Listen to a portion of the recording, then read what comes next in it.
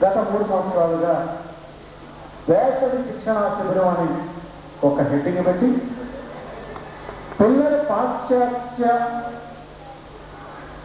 పోకడల వైపు టీవీలకు బలి అయిపోకుండా చూసేందుకు ఏం చేయాలి అని ఆలోచించి సమ్మర్ వెకేషన్స్లో పిల్లలకి వాళ్ళకి ఇంట్రెస్ట్ ఉన్న సబ్జెక్ట్లో వాళ్ళకి ఇంట్రెస్ట్ ఉన్న విద్య నేర్పితే కనీసం విద్య నేర్పలేకపోయినా ఒక విత్తనం హృదయంలో నాటగలిగితే ఒక మంచి విత్తనం ఎండిపోయిన మొలకెత్తకుండా 8 సంవత్సరాలు ఉండిపోయిన తడి కొద్దిగా తగిలితే కాస్త చెమ్మ దొరికితే మొలకెత్తి వికసించి పుష్పించి ఆ సువాసనతో ప్రపంచాన్ని ఆకలింపజేసుకొని ఆకట్టుకుంటుంది. కాబట్టి మనసులో ఎక్కడో దాచిపోయిన థింగ్స్ బయటికి తీసుకురాగలగంటే మంచిది. పిల్లల్లో విత్తనం నాటిన ఖ్యాతి మనకు దక్కుతుంది అనే ఉద్దేశంతో ఈ ఉచిత శిక్షణా శిబిరాన్ని ప్రారంభించడం జరిగింది. ఇది చేసినంతలో పిల్లలు పండితులైపోతారా అంటే పండితులు కాదు, ఓనమాలు మాత్రం వస్తాయి. ఆ ఓనమాలు వచ్చినాయో అమ్మాహా వరకు వచ్చిందో, బండిగా వరకు వచ్చిందో, లేక మొత్తం భాషంగా వచ్చిందో మీకు చూపించడం కోసం ఈ ప్రదర్శన ఏర్పాటు చేయడం జరిగింది. ఈ 45లో మేము నేర్పిన ఆహుతులైన మాన్యశ్రీ దేవేంద్ర గౌడ గారికి, టూరిజం శాఖ డైరెక్టర్ కిషన్ రావు గారికి, పండితులకు, ప్రేక్షక లోకానికి, మాన్య మంత్రివర్యులు శ్రీ విజయరామారావు గారికి అందరికీ నమస్సుమాలు, నాట్యసుమాలు ఘటిస్తూ మనకు 3 యుగాలు గడిచాయి. ఇది 4వ యుగం, కలియుగం. తొలుతిది కృతయుగం, అది సత్యయుగంగా ప్రసిద్ధి చెందింది. ఆ యుగంలో నాట్యమాడిన వారందరూ, జీవించిన వారందరూ అందరూ దేవతలే. నాట్యాది దేవుడైన శంకరుడు, లాస్య నర్తన ప్రియ గౌరి, అభినయ నర్తన ప్రియుడు విష్ణువు, నారదుడు, తుంబురుడు, యక్ష కిన్నెర కింపురుష గంధర్వగణాలు అందరూ దేవతలే, అందరూ నాట్యకారులే, నాట్యప్రియులే. అందుకే 4 వేదాల సారమైన నాట్య వేదం పంచవేద వేదమైంది. ఈ పంచమ వేదంతో యజ్ఞాలలో, యాగాలలో, ఆలయాల్లో, షోడశోపచారాలలో నృత్యం ప్రధానమై ఆరాధింపబడింది. దేవునికి ఆవాహన జరగడం జరిగింది నృత్యంతో. 2వ యుగం త్రేతాయుగం, అంటే రామాయణ కాలం. రామాయణ కాలం నాటి రావణ బ్రహ్మ నిత్యం శివారాధనలో నృత్యం చేసేవాడు. అందుకే నాట్యంలో నాట్య కళాకారుడుగా ఆయనది అగ్రతాంబూలం. రాముడు భరత విద్యలో ప్రవీణుడని వాల్మీకి శ్లోకాలు చెప్తున్నాయి. లవకుశులు నాట్యం ఆడుతూ సంగీతం పాడుతున్నంత కాలమే మనకి తెలుసు. పట్టాభిషిక్తమైన తర్వాత లవకుశుల చరిత్ర లేదు. దశరథుడు చేసిన అశ్వమేధంలో, రాముడు చేసిన అశ్వమేధంలో నాట్యం ఆడినట్టు ఆధారాలు వాల్మీకి రామాయణం నాటి శ్లోకాలు. ఇక 3వ యుగం ద్వాపర యుగం, అంటే కృష్ణుడు జీవించిన కాలం. కృష్ణుడు నాట్యప్రియుడు, నాట్య కళాకారుడు, తాండవ కేళీ వినోదుడు, రాసలీలా వినోదుడు అయి నాట్యం చేశాడు. ధర్మరాజు చేసిన అశ్వమేధ రాజసూయాగంలో నాట్యం చేసినట్టుగా వ్యాస భారతంలోని శ్లోకాలు చెప్తున్నాయి. అంతేకాదు కళాకారులు యజ్ఞ యాగాదుల్లో, సభల్లో ఎక్కడ కూర్చోవాలి, ద్వితీయ వరుసలో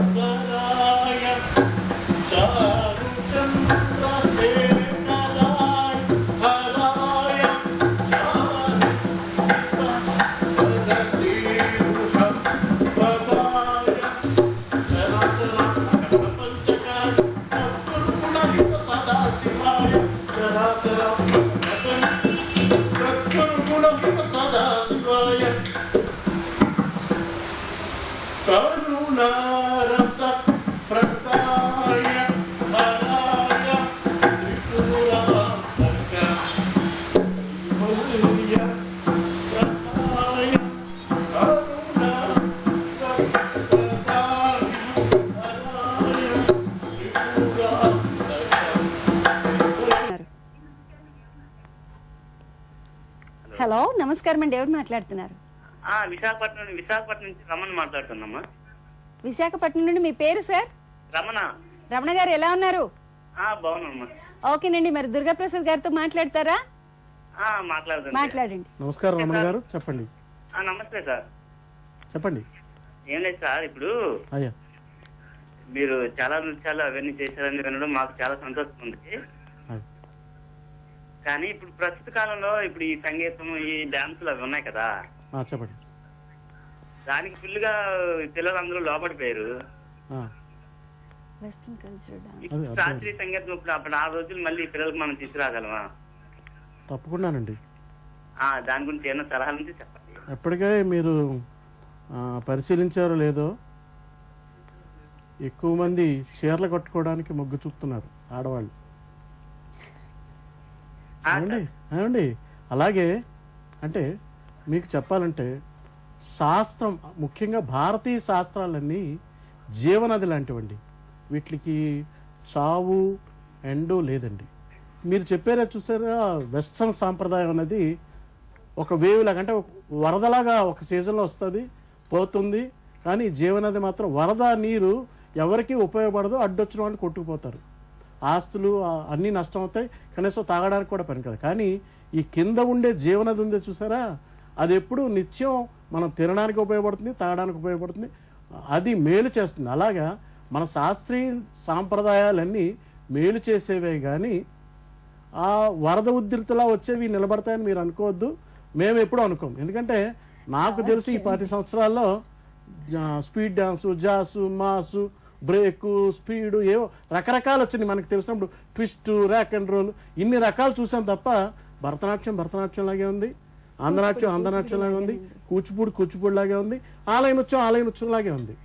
మీరు నేను పంచకట్టుడు అప్పుడప్పుడైనా తప్పకుండా చేస్తూనే ఉన్నాం. ఓకేనండి, మరి నెక్స్ట్ కాలర్ కూడా మీతో మాట్లాడడానికి రెడీగా ఉన్నారు. నమస్కారం అండి, ఎవరు మాట్లాడుతున్నారు?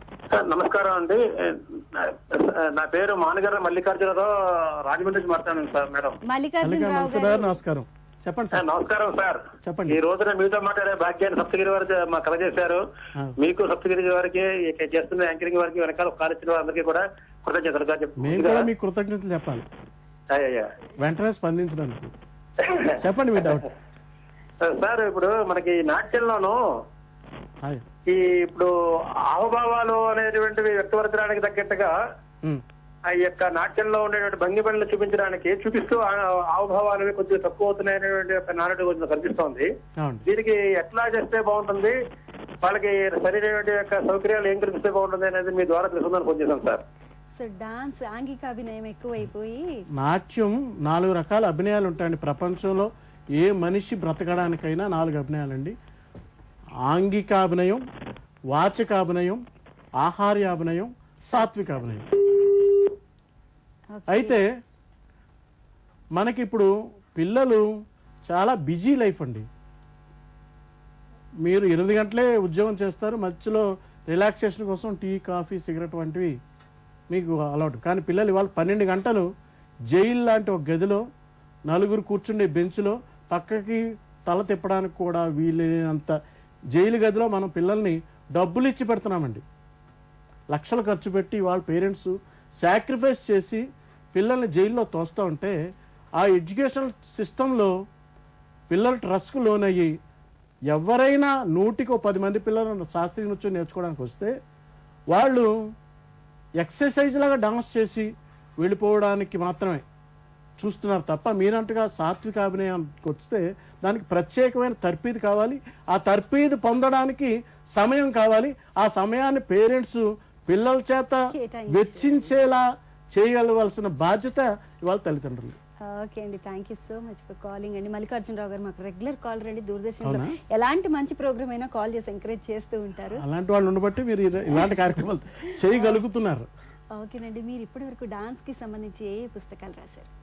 ఇప్పుడు నేను నాట్యానికి సంబంధించి అంటే చిన్నపిల్లలకి అర్థం అవడం కోసం నా తొలి గ్రంథం సిరిమువ్వలు. ఓకే.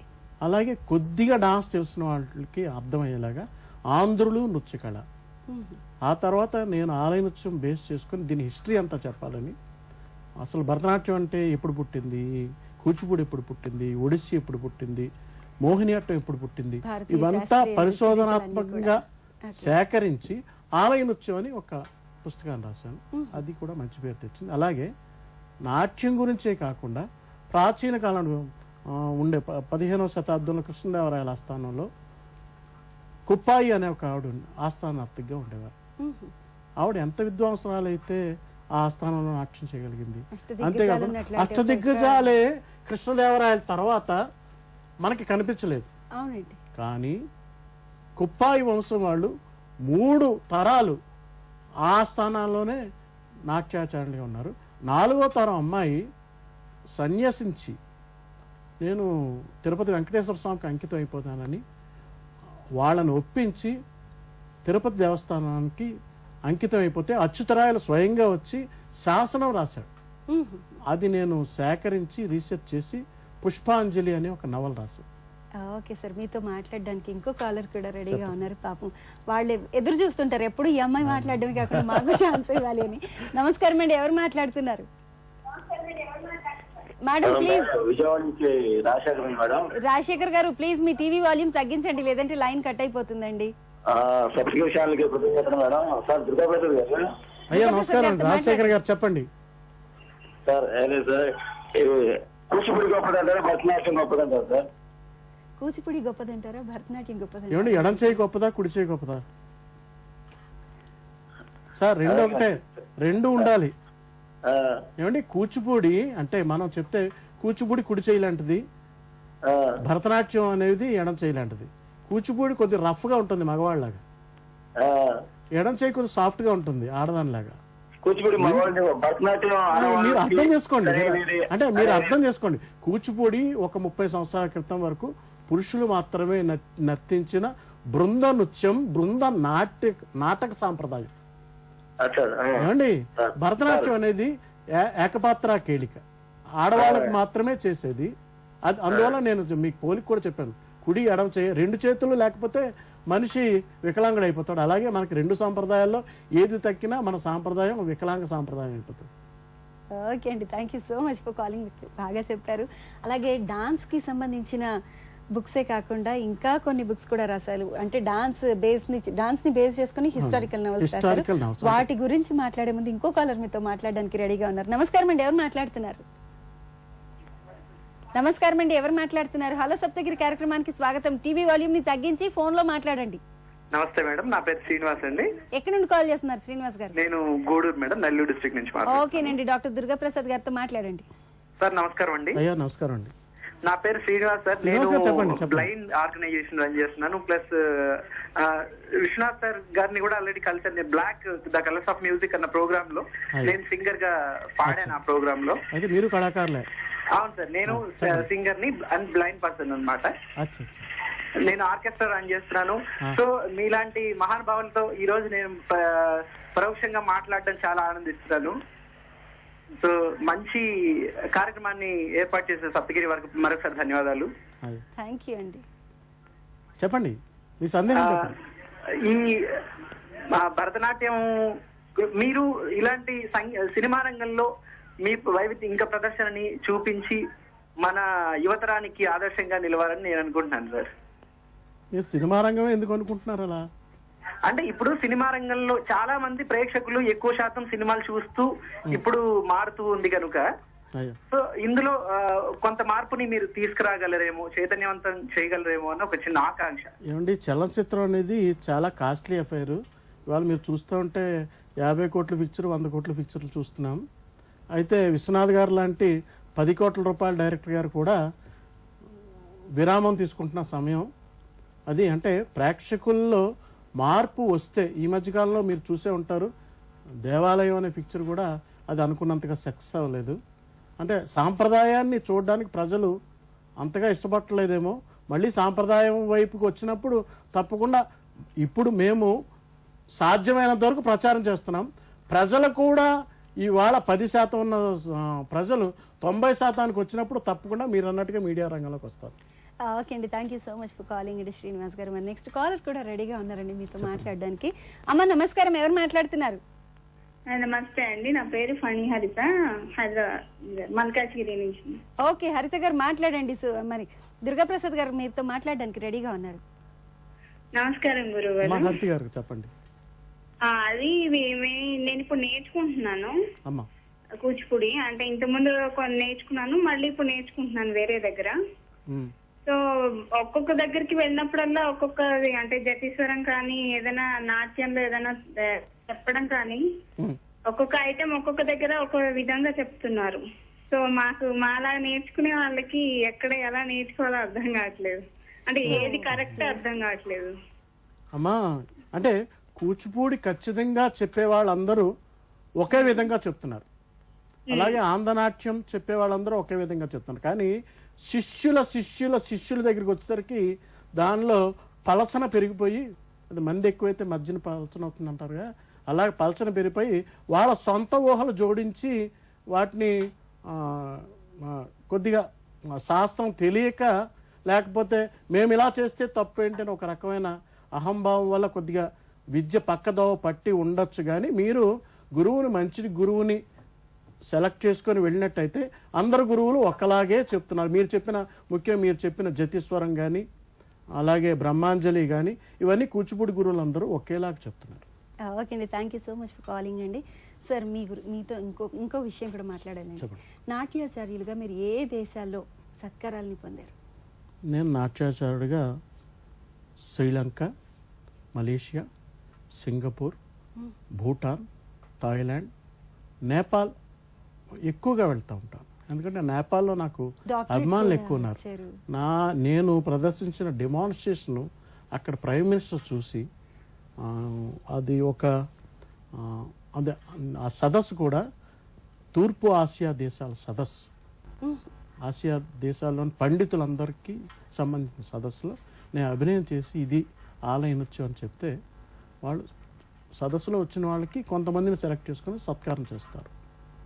అది కాకుండా వాళ్ళు మళ్ళీ 3 days సదస్సు అయితే ఆ రాత్రి డిస్కస్ చేసుకొని ఈయనకి మనం చేసే సత్కారం సరిపోదని హానరీ డాక్టరేట్ నేపాల్ ప్రధాని చేతి మీదుగా నాకు ఇవ్వడం అనేది, అంటే వాళ్ళకి విద్య మీద ఉన్న గౌరవం మన అదృష్టం.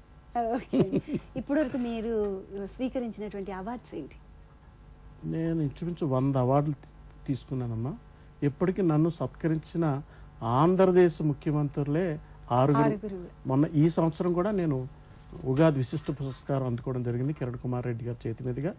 నందమూరి తారక రామారావు గారి దగ్గర నుంచి నేదురుమిల్లి జనార్దన్ రెడ్డి గారు, తర్వాత వచ్చిన చంద్రబాబు నాయుడు గారు, రాజశేఖర్ రెడ్డి గారు, రోసయ్య గారు, ఇవాళ కిరణ్ కుమార్ రెడ్డి గారు.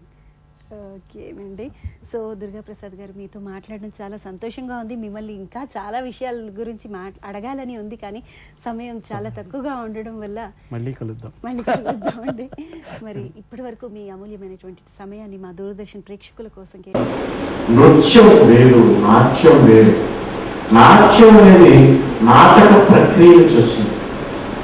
నృత్యం అనేది నాటక ప్రక్రియని ఇంకా విస్తృతం చేస్తే వచ్చిన ప్రక్రియ నృత్య ప్రక్రియ.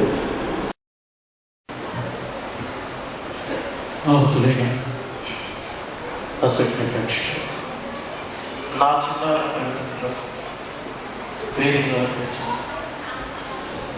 సోదరు అన్నా సీతారామరాజు గారిని పిలవాలంటే కొంచెం భయం. ఎందుకంటే నేనంత ముక్కు సూటి మనిషిలో అంత పెంచిన ముక్కు సూచించారు. ఎక్కడ తప్పు వస్తే సహించలేడు, సహించి మనసులో దాచుకోలేడు దుర్గాప్రసాద్ గారు. వెంటనే పిలిచి చీవాట్లు పెట్టారు. ఆయన పిలవడానికి కొద్దిగా ఆలోచిస్తాం, ఎందుకంటే జనం ఎంత తప్పున్నా మమ్మల్ని తిట్టుకుంటాడు. అటువంటి సీతారామరాజు గారు కూడా నాకు కనిపించగలిగామంటే వాళ్ళ గొప్పతనాన్ని. అలాగే డాక్టర్ వెంకటేశ్వరరావు మీరు సన్మిత్రులు, ఇక పడి నాగేశ్వరరావు, ఈయపు కూర్మారావు. నేను ఏ కార్యక్రమం పెట్టినా కూర్మారావు అంటే తప్పకుండా నేను వస్తాను, మీకు ఎందుకు ఉన్నాను అని ముందుకు వచ్చే పెద్ద ఆయన. ఇంకా రామచంద్రరావు గురించి మీ అందరికీ తెలుసు. అటువంటి వ్యక్తి టీవీఎస్ కృష్ణారావు. మేమిద్దరం ఒకే విధంగా పుట్టి పెరిగిన ఆ అనుభవంతో ఇవాళ కళా కొనసాగుతున్నాం. మిత్రుడు సన్మిత్రుడు కృష్ణారావుకి ఇవాళ అంటే సీతారామరెడ్డి అనే ఒక మంచి వ్యక్తి దుర్గాప్రసాద్ అనే ఇంకొక వ్యక్తితోటి ఇద్దరు ప్రాణాలు వేరైనా శరీరాలు వేరైనా ప్రాణం ఒకటే అన్నట్టుగా ఒకనొక కాలంలో ఒకనొక టైంలో రాజమండ్రిలో చాలామంది ఈర్ష్యపడే స్థితిలో తిరిగిన ఇద్దరం. ఒక తల్లి కడుపును పుట్టకపోయినా ఒక తల్లి కడుపును పుట్టిన దానికంటే ఎక్కువగా ఆ ఈర్ష్యపడి కొంతమంది మొక్క మీదే దుర్గాప్రసాద్ అంటే నువ్వు చెయ్యు, నువ్వు లేకపోతే దుర్గాప్రసాద్ లేవు అని మా మొక్క మీదే మనసులో బాగా వెళ్ళగట్టుకుంటుంటే మేమిద్దరం కొన్ని ఒక అగ్రిమెంట్ చేసుకున్నాం. మన ఇద్దరు కొన్ని కలుసుకోవద్దు లోకం దృష్టి. అప్పటి నుంచి బాధ ఎంత బాధపడుతున్నామంటే వాళ్ళ ఇంట్లో వాళ్ళు కూడా అంత బాధపడి ఉండరు. నేను బాధ అంటే మా ఇంట్లో వాళ్ళకి నాతో సన్నిహితంగా మెలిగే వాళ్ళకి తెలుసు. ఒక సంవత్సర కాలం నేను బయటికి రాలేకపోయాను, చాలా మూమెంట్ తగ్గించేశాను. ఎందుకంటే కళ్ళ ముందు కనబడుతూ ఉండేవాడు. నేను ఉన్నాను, ఏమేస్తారు అంత కనిపించినట్టుగా అనిపించేది. అటువంటి సీతారామరెడ్డి కుమారుడు ఇవాళ శ్రీనివాసరెడ్డి, ఆయన రిప్రజెంట్గా రావడం అంటే అబ్బాయిని చూడగానే సీతారామరెడ్డి వచ్చినట్టుగా అనిపించి వేది మీదకి రావాలి బాబు అని చెప్పేసి చెప్పాను. చెప్తే నా మాట మన్నించి గౌరవంతో వచ్చాను. అటువంటి మా బాబుకి ఆశీస్సులు అందిస్తూ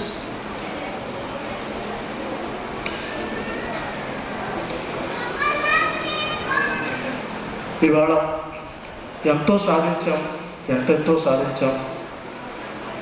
రాజమండ్రి నాట్య కళా చరిత్రలో ప్రపంచ ప్రఖ్యాతి తీసుకొచ్చిన ఏకైక వ్యక్తిగా పేరు పొందాం. ఇవాళ ఆలయ నృత్యాన్ని ఎందుకు ఇంత చేస్తున్నామంటే ఇది మన సాంప్రదాయం. శరీరంలో చెయ్యి లేకపోతే అవిటివాడు ఎలా అంటారో, మనం చేసే పూజలో నృత్యం లేకపోతే వికలాంగ పూజ అవుతుంది, అసంతృప్తి పూజ అవుతుంది. ఇది తెలిసిన పెద్దలు కూడా మభ్య పెడుతున్నారు. ఒక హిందువుగా తట్టుకోలేక ఈ సాంప్రదాయ వెలుగులోకి తీసుకొస్తాం. ఇంత శ్రమ పడుతున్నా అది వేరే విషయం. ఇంత శ్రమ పడుతున్నా ఆనందం ఏంటంటే మీ అందరినీ చూసినప్పుడు అనుకుంటా కొద్ది నుంచి స్ట్రెయిన్ అయ్యి ఎందుకు కష్టపడాలి ఇంత, దీని బదులు ఏదైనా చిన్న వ్యాపారం చేసుకుంటే లేకపోతే రాజకీయాల్లో గడిపెట్టాం. ఒకసారి అనుకుంటూ ఉంటాం, నాకంటే వెనకాలన్న వాడు నేను ఒకప్పుడు జనతా పార్టీలో చిన్నప్పుడు బాగా తిరిగేవాడిని. అది స్టాండర్డ్ చేసుకుంటే ఇవాళ ఏ మినిస్టర్గానో లేకపోతే నామినేటెడ్ పోస్టులోనూ ఉండేవాడిని. ఎందుకు ఈ పిల్లలు డాన్స్ అని తిప్పలు పడుతున్నాను అనుకుంటాం. రాత్రికి పొద్దునే మీ అందరినీ చూడగానే మీ అందరు చప్పట్లు వినగానే మళ్ళీ ఏదో చేయాలనుకుంటాం, చేస్తూ ఉంటాం. ఇది సాగర ప్రవాహాలుగా కడలి కెరటం వస్తూ ఉంటుంది, ఒడ్డుని తాగుతుంది, మళ్ళీ వెనక్కి పెట్టి మళ్ళీ కూడా వస్తుంది. దానికి ఎండింగ్ కూడా. అలాగే ఈ జీవితానికి కూడా ఈ ప్రాణం ఉన్నంతకాలం ఈ కృషి ఆగదు. కాకపోతే ఈ కృషికి పెద్ద సహకారం కావాలి. సహకారం అంటే ఏదో డబ్బులు ఇచ్చేలా నేను ఎప్పుడు డొనేషన్స్ కోసం ఇక్కడ ఉన్న పెద్దలందరికీ తెలుసు, ఏనాడు దుర్గాప్రసాద్ డొనేషన్స్ అడగలేదని. అలాగే మరి ఏమడుగుతాడు, మీ ఆశీస్సులు అడుగుతారు, మీ ప్రజెన్స్ అడుగుతారు. రండి సీతారామరాజు గారు, రండి కోమారావు చూడండి, అభివృద్ధికి పేరు తీసుకొస్తారు అని అదొకటే మేము అడిగేది. అలాగే మేము విద్య చెప్పేటప్పుడు మా పిల్లల్ని కొడతా ఉంటాం, తిడతా ఉంటాం. ఎందుకు పిల్లల పేరెంట్స్ని భయపెడతా ఉంటాం, సరిగా రావటం భయపెడతా ఉంటాం. వాళ్ళు కూడా దెబ్బలాడుతూ ఉంటాం, చదువున్న వాళ్ళు తిడతా ఉంటాం పేరెంట్స్ కూడా. ఎందుకు అంటే ఈ పిల్లలు వృద్ధిలోకి రావాలి, తద్వారా విద్య ప్రచారం పొందాలని. అయితే ఇంత చేసి అత్యధికాలక ఆవాహన. పూర్వం ప్రాచీన కాలంలో ఇలా చేసేవారు. అత్యధికాలక ఆవాహన యజ్ఞనర్తనంలో నా 10 సంవత్సరాల పరిశోధన ఫలితం ఈ యజ్ఞనర్తనం.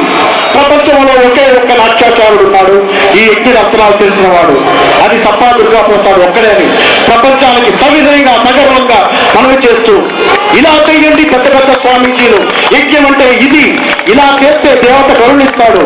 అందుకు తార్కాణం వర్షాలు రావట్లేదని ముఖ్యమంత్రి గారు ఈ యజ్ఞాన్ని హైదరాబాద్ లో చేస్తే కుండపోతగా వర్షం, వారం రోజులు ఎనభై లేని వర్షం. యజ్ఞం అందరూ చెప్తే నా వాళ్ళందరికీ నేను ఎప్పుడు అనుకుంటాను, పిల్లల గురించి చెప్పేటప్పుడు వాళ్ళు చెప్తారు, మీరు అప్పచెప్పగానే వాళ్ళు నా పిల్లలు అయితే వాళ్ళ కేర్ నేను తీసుకుంటాను. అలాగే తీసుకుంటాను. ఇంటి దగ్గర పిల్లల్ని ఇంటి దగ్గర తల్లిదండ్రులు పోయి వాళ్ళు గారం చేస్తారో లేదు, కానీ నా దగ్గర గారం చేస్తారు, భయపడతారు, అన్ని రకాలుగా నాతో ఉంటారు పిల్లలు. అందుకే అలా తయారవుతారు. వాళ్ళు ట్రీట్ చేసే విధానం వల్ల నా పిల్లలు ఉత్తమ కళాకారులు ఎందుకు తయారవుతారంటే నేను ట్రీట్ చేసే విధానం. లేకపోతే ఇవాళ వేదిక అలంకరించి పెద్దలందరూ ఒకరు కాదు, పేరు అందరూ అభిమానంతో వచ్చిన వాళ్ళే. ఇది ఆలస్యం అంటే ఇక్కడ దుర్గాప్రసాద్ ఫంక్షన్ కాకుండా ఇంకే ఫంక్షన్ అయితే ఈ పెద్దలందరూ అటు నుంచి అటు వెళ్ళిపోయేవారు నాకు తెలుసు. ఒక దుర్గాప్రసాద్ మీద అభిమానం, దుర్గాప్రసాద్ అభిమానం కంటే దుర్గాప్రసాద్ సిన్సియారిటీ మీద నమ్మకం ఉన్న పెద్దలందరూ అటు నుంచి ఇటుకి వచ్చి నన్ను ఆశీర్వదించారు. కాకపోతే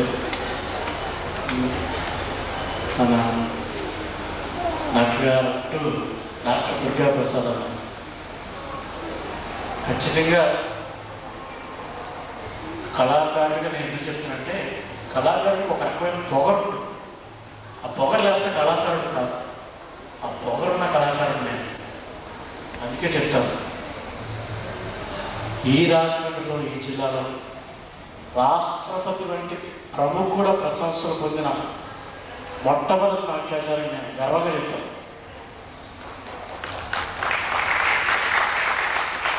అంతేకాదు, నేను అనుకున్నాను ఎందుకు ఇలా తయారయ్యే దుర్గాప్రసాద్ అనడానికి కారణం మా కుటుంబం నాట్య కుటుంబం కావచ్చు, కానీ మా నాన్నగారు ఎప్పుడు నాకు ఇచ్చి చెప్పలేదు. వద్దన్నారు.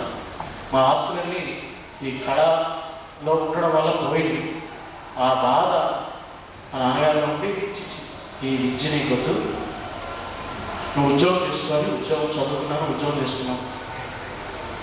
కానీ వద్దనుకున్నదే చదువుకున్నట్టు మా గురువుగారు అనుకోకుండా రావడం, ఎవరికో డూపుగా నేను నటించడం, నా మొక్కలు ఏదో పేజెస్ కనపడడం, నన్ను తీసుకెళ్ళిపోవడం. ఇవాళ నాట్యాచార్యులు తీసుకెళ్ళిపోయి ఆయన విద్య నేర్పిన దానికంటే నేను విద్యను నేర్చుకున్నాను. కానీ నేను చరిత్ర అంటే బాగా చిన్నప్పటి నుంచి ఇష్టం. రాజమండ్రి చరిత్ర తిరిగిస్తే సంగీత విద్వాంసులు ఉన్నారు, చరిత్రకారులు అయ్యారు. దాదర్లు రామారావు గారు, రాజాజీ గారు లాంటి గొప్పవారు చిత్రలేఖనం గొప్పవారు చరిత్ర ప్రస్తుతం. అలాగే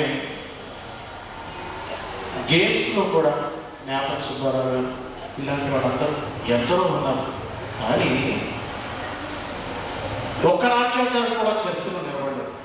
రాజమండ్రి చరిత్ర తిరిగిస్తే ఒక్క నాట్యాచారం కూడా నాకు కనబడలేదు. అంటే అంత స్ట్రెంగ్త్ ఉన్న నాట్యాచారం కనబడలేదు. అప్పుడు నేను అనుకున్నాను, రాజమండ్రి కీర్తి బాగుంట ప్రపంచంతో ఎగరేయాలి అని ఆలోచించి ఒక పథకం ఆలోచించి మామూలుగా అందరిలాగా కూచిపూడు, ఆంధ్రనాట్యం, మా తండ్రి గారి నుంచి వచ్చిన భరతనాట్యం, లేకపోతే పేరు ఇవి చేస్తే అందరు నాట్యాచారులు నేను ఒకటే.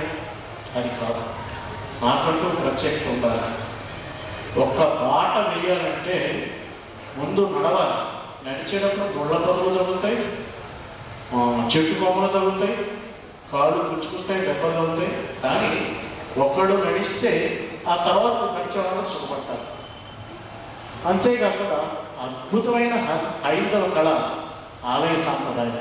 ఇవాళ పెద్ద పెద్ద స్వామీజీని అంటూ ఉంటాము. చాలామంది కోపం వస్తే వచ్చి ఉండొచ్చు, స్వామీజీని అందరినీ విమర్శిస్తాడు విద్యాప్రసాద్. ఎందుకంటే యజ్ఞం చేసినా, యాగం చేసినా, పూజ చేసినా నాట్యం ద్వారానే చేస్తే దేవత ఆవాహన చెందుతాడు, ఆశీర్వదిస్తాడు. ఈ విషయం ఇవాళ పెద్ద పెద్ద స్వామి, ఎంత పెద్ద స్వామీజీ అయినా కావచ్చు, నేను తొడగొట్టి ఛాలెంజ్ చెప్తున్నాను విద్యలో. మీరు చేసే పూజలు ఖచ్చితమైనవి కాదు అని చాలామందిని రిక్వెస్ట్ చేశాను నేను. ఇది ఇలా ఉండేది బాబు, ఉండేది కానీ ఇప్పుడు చేయలేము అని కొత్త సూత్రం ఏంటంటే, కలియుగ ధర్మం ప్రకారం నామం జపిస్తే చాలా పుణ్యం వచ్చేస్తుంది.